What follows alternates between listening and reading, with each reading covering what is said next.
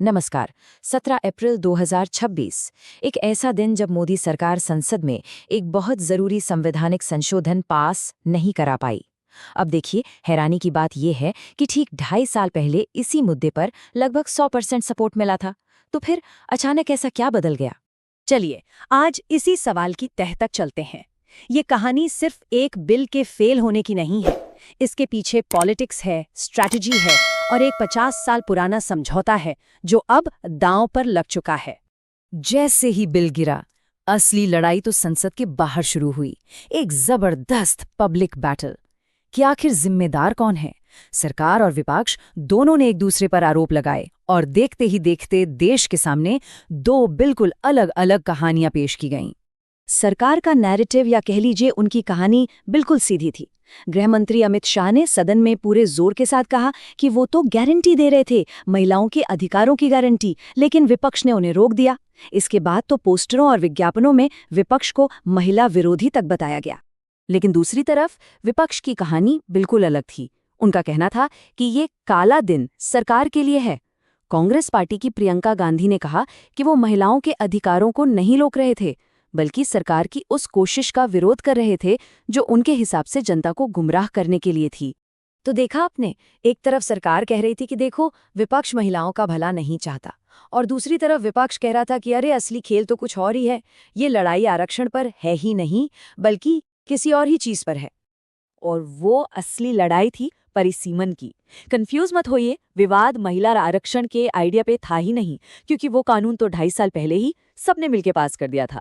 ये पूरा झगड़ा एक नए संशोधन पर था जो आरक्षण को जनगणना और सबसे जरूरी परिसीमन से जोड़ रहा था। अब सवाल उठता है कि ये परिसीमन आखिर है क्या? देखिए, आसान भाषा में समझें तो ये चुनावी सीटों का नक्शा फिर से बनाने की प्रक्रिया है। मान लीजिए किसी शहर की आबादी बहुत बढ़ गई, तो परिसीमन के बाद हो सकता है कि वहां से अब एक की जगह 2 सांसद चुने जाएं। इसी से तय होता है कि संसद में किस राज्य की आवाज कितनी बुलंद होगी। इस बिल की यही वो छिपी हुई शर्त थी जिसने पूरे विपक्ष को एक साथ लाकर खड़ा कर दिया।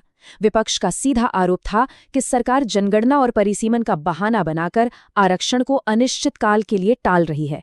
उनकी एक ही मांग थी, जो कानून पहले पास हो चुका है उसे अभी लागू करो।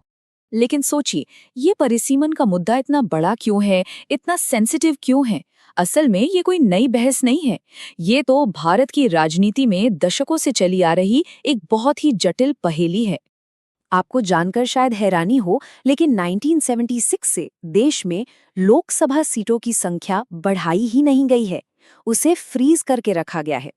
पहले इंदिरा गांधी सरकार ने ये किया, फिर 2001 में अटल बिहारी वाजपेयी सरकार ने इस फ्रीज को और आगे बढ़ा दिया। सवाल ये है कि आखिर उन्होंने ऐसा किया क्यों? और यही इस कहानी का सबसे दिलचस्प मोड़ आता है। 2001 में उस वक्त के कानून मंत्री अरुण जेटली ने संसद में बताया था कि ये फ्रीज क्यों जरूरी है। लॉजिक ये था कि जिन राज्यों, खासकर दक्षिण भारत के राज्यों ने मेहनत करके अपनी आबादी कंट्रोल की, उन्हें इसकी सजा नहीं मिलनी चाहिए। अगर आबादी के हिसाब से सीटें फिर से बांटी जाती तो इन राज्यों की सीटें कम हो जाती। ये एक तरह का 50 साल पुराना राजनीतिक समझौता था जिसे अब बदलने की कोशिश हो रही थी। तो इस पूरे बैकग्राउंड को ध्यान में रखते हुए अब हम वापस आते हैं 17 अप्रैल 2026 के उस दिन पर, जब संसद में वोटिंग हुई और जो नतीजे आए उन्होंने भारत के पॉलिटिकल पावर बैलेंस पर बहुत गहरे सवाल खड़े कर दिए। देखिए, किसी भी संवैधानिक संशोधन के लिए 2/3 बहुमत की जरूरत होती है, मतलब कम से कम 352 वोट चाहिए थे। लेकिन सरकार को मिले सिर्फ 298 वोट। वो बहुमत से काफी दूर रह गई। ये सरकार के लिए एक बहुत बड़ी हार थी। इस हार के राजनीतिक मायने बहुत गहरे थे। शायद पहली बार सरकार को सदन में एक मजबूत विपक्ष की ताकत का अंदाजा हुआ। विपक्ष ने ये दिखा दिया कि अगर वो एकजुट हो जाए तो सरकार की रणनीतियों को मात दे सकता है। ऐसा लगा मानो देश की राजनीति में एक नया चैप्टर शुरू हो रहा है। तो आखिर में ये घटना सिर्फ एक बिल की हार जीत से कहीं ज्यादा है। ये उन बुनियादी समझौतों पर एक सवाल है जिन पर हमारा लोकतंत्र टिका हुआ है। और जब ऐसे पुराने समझौते टूटते हैं तो ये सोचने पर मजबूर करता है कि एक राष्ट्र का भविष्य आखिर